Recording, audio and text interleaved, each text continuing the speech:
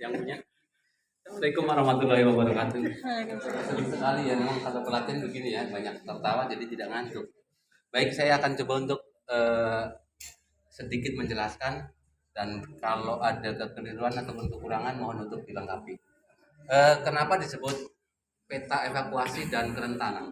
Jadi kita di awal pelatihan sudah diarahkan untuk membuat peta dasar, dan di akhir-akhir kita pelatihan kenapa ada plastik untuk peta kerentanan, sehingga nanti di saat data yang sudah kita dapatkan di wilayah tersebut ini nanti akan ada pengurangan. Contoh, Pak Haji tadi menyebutkan ya, misalnya ada 30 orang yang hamil, oh kemarin sudah lahiran 2. Nah itu akan mengurangi, artinya peta tersebut yang ada di plastik ini harus terevisi, karena peta ini sebagai acuan dan panduan siapapun yang membaca bahwa wilayah tersebut datanya harus valid.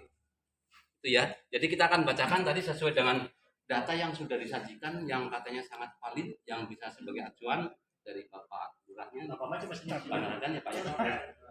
Nah, ini data jumlah jiwa 240 ya, jumlah kakaknya 240, tapi kalau saya lihat gambar rumahnya tidak ada 240, nggak apa-apa ya. Nah, ini hanya sebagai simbolik saja gambar rumah.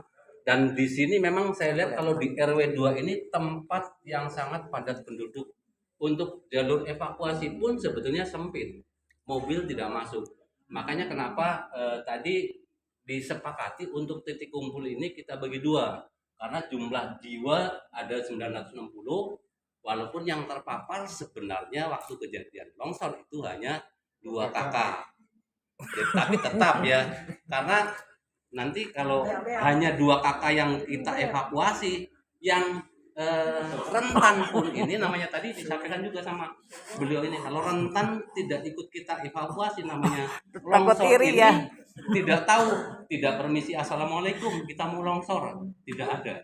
Jadi kadang-kadang tiba-tiba tuh longsor itu langsung berusut, orang buang air dadakan lah gitu ya, tiba-tiba seperti itu.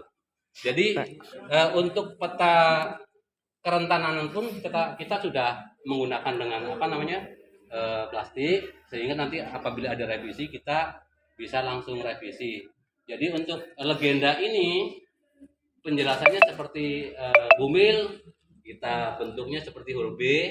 Ini ada tersebar dalam satu RW ini, ada di beberapa titik RT.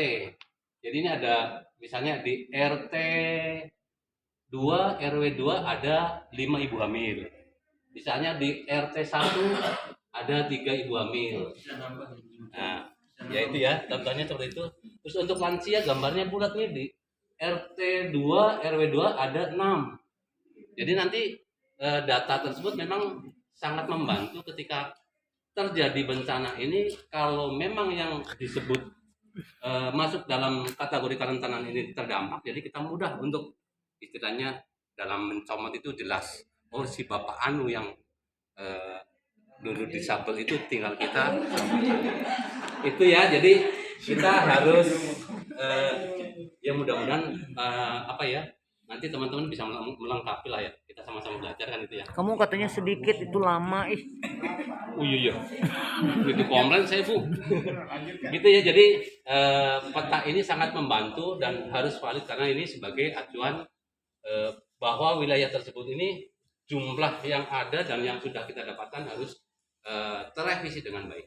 Itu saja mungkin untuk peta pemaparan peta kelurahan Panaragan. Terima kasih. Assalamualaikum warahmatullahi wabarakatuh.